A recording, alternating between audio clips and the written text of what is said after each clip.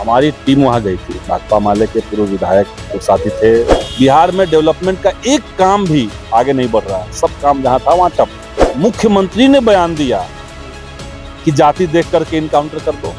जिस संविधान की शपथ लेकर के आप सत्ता में आए, भले ही डकैती करके ही आए, उस पर आपको यकीन नहीं। नमस्कार, मैं हूं अंकित कुमार और आप देख रहे हैं जागृति टाइम्स। अभी हमारे साथ बात करने के लिए पाली विधायक संदीप सौरभ जी हैं। और जिस तरह से भरत तिवारी इनकाउंटर पे अब लगभग राजनीति हो रही है, पक्ष विपक्ष कोई समर्थन में है तो कोई विरोध में है। सर, सबसे पहले स्वागत आपको जागृति। धन्यवाद।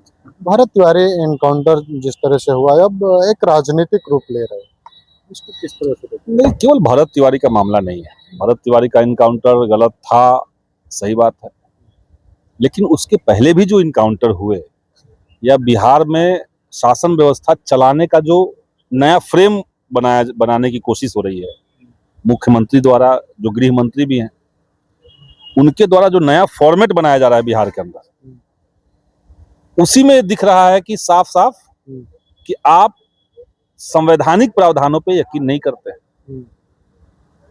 संविधान ने अगर न्यायपालिका बनाया है तो न्यायपालिका पे आपको यकीन नहीं है। जिस संविधान की शपथ लेकर के आप सत्ता में आए, भले ही डकैती करके ही आए, उस पर आपको यकीन नहीं है। तो ये तो भी जांच चल रही है, जांच कमेटी बनी है। जांच तो जा करके वहां पे भरत तिवारी के इनकाउंटर में जो लोग वहां पे थे उनकी जांच करेगी। क्या रिकमेंडेशन आता है, क्या सजा होती है, वो तो बाद की बात है। लेकिन इसकी जांच कौन करेगा कि मुख्यमंत्री ने बयान दिया कि जाति देख करके इनकाउंटर कर दो। पाताल में भी अगर अपराधी छिपे होंगे तो हमारा पुलिस उसको निकाले और इनकाउंटर करे। हरा गमछा वाला देख करके इनकाउंटर करो या हत्या माने सजा दो।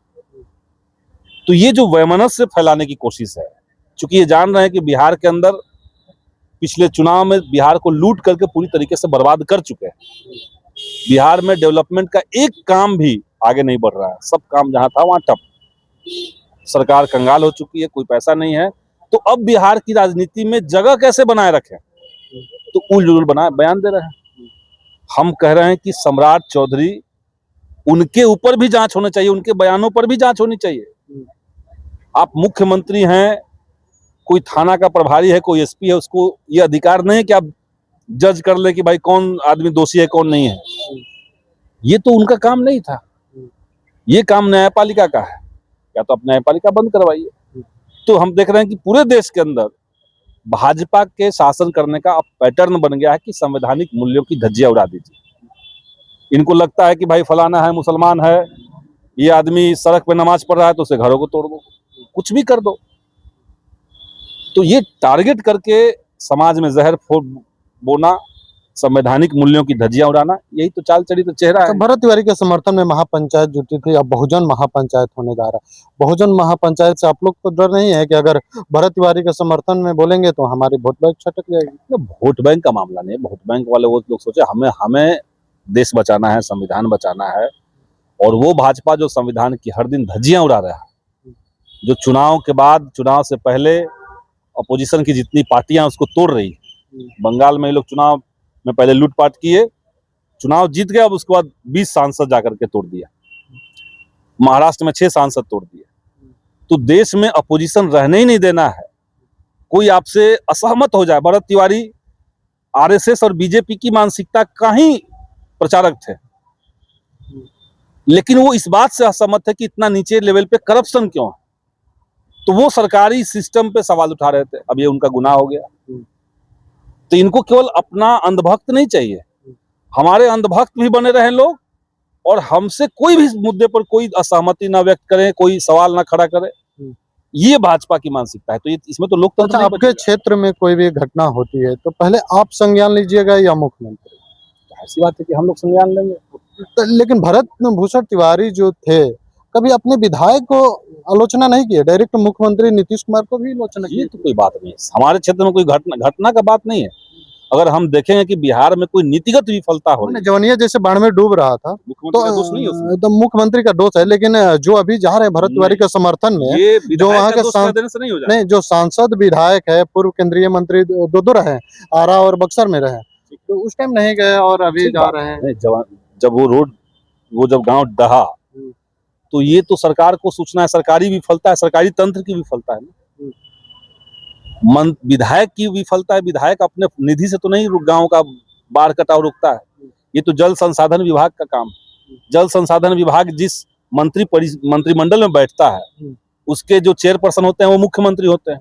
तो मुख्यमंत्री के अंदर में सारे मंत्रिमंडल, सारे मंत्री, आप वहां से निर्णय आपको लेना है, तो जवाबदेही तो आपकी बनती है। पप्पू यादव ये आप आरोप ये नहीं लगाए कह थे। सकते कि नहीं लोकल स्थानीय मुखिया क्यों नहीं कर दिया, विधायक क्यों नहीं कर दिया, सांसद, मुखिया विधायक सांसद का पप्पू काम यादव ये कह रहे थे कि पहले तो उन लोग को करना चाहिए था, जो है। जोनिया में यादव जाके क्या कह रहे हैं, क्या नहीं कर रहे हैं, पप्पू यादव का सपना क्या है, इनका बात पे हम क्या बोले। अच्छा, जिस तरह से दलित की हत्या हुई राजगीर में, परिजन आरोप लगा रहे हैं कि लंगर में खाने गए थे तो जाति पूछ के मारा गया, और लेकिन वहीं पुजारी कह रहे हैं कि वहाँ के लोग जो है मंदिर के, तो वो लोग कह रहे हैं चोरी करने गए, हमारी टीम लेकिन भी गई। दलित पे कोई बयान नहीं दे रहा। हमारी टीम वहां गई थी, भाकपा माले के पूर्व विधायक कुछ साथी थे, कुछ पार्टी के प्रमुख नेता थे, वहां लोग गए। वहां साफ है कि मंदिर के पीछे के इलाके में ये लोग शौच के लिए गए थे। वहां से लौटते समय उनको पकड़ के लोगों ने पीटना शुरू किया। क्या बोले क्या नहीं बोले इम्पोर्टेंट नहीं, लेकिन इतना पीटा कि वो मर गए। और उस मंदिर के अंदर तमाम तरह के गैर कानूनी काम होते हैं, गैर कानूनी कार्यकलाप होते हैं, ये वहां के सब लोग बता रहे हैं। तो आप उस पर जांच करके कार्रवाई कीजिए, सीधी बात। लेकिन उसी नालंदा में हमने देखा कि नगरनौसा एक जगह है जहां पे पुलिस ने बहुत ब्रूटल तरीके से गांव वालों को पीटा, 39 लोगों को जेल में डाल दिया, 300 से ज्यादा लोगों पे अननोन नाम से FIR कर दिया, पूरे गांव में दहशत फैलाया गया, महिलाओं छोटे बच्चों को पीटा गया, बच्चियों को पीटा गया, 50 से ज्यादा घरों के दरवाजे तोड़ दिए गए। तो ये सब तो इसी तंत्र में हो रहा है, एक तरफ इनकाउंटर और एक तरफ जाकर के घरों में तोड़फोड़, लोगों को डराना धमकाना, इस तरह से हत्या करवाना, या हत्या हो जाने के बाद खामोश बैठे रहना, ये तो पूरा तंत्र दिख अच्छा, रहा है। कुछ लोग सोशल मीडिया पे विरोध में और समर्थन में गाली गलौज कर रहे हैं, तो उसको हम किस तरह लोग सोशल मीडिया में जो लोग ऐसा करते हैं तो गलत करते हैं, कोई भी हो। और ये बीजेपी इस संस्कृति को बढ़ावा दे रही है। आप सरकार के खिलाफ कुछ बोलिए, देखिए सोशल मीडिया में किसी को लगता है कि भाई सरकार अपनी है, कुछ भी गाली गलौज लिख देंगे। अगर कोई अपोजिशन में कुछ लिख दिया थोड़ी सी बात भी, तो उसको जेल डलवा दीजिए, उसको कार्रवाई करवा दीजिए, यही हो रहा है। चलिए पूरी बातचीत को आप किससे देखते हैं कमेंट करके बताइए। बगैर से तमाम खबरों के लिए बने रहे जागृति।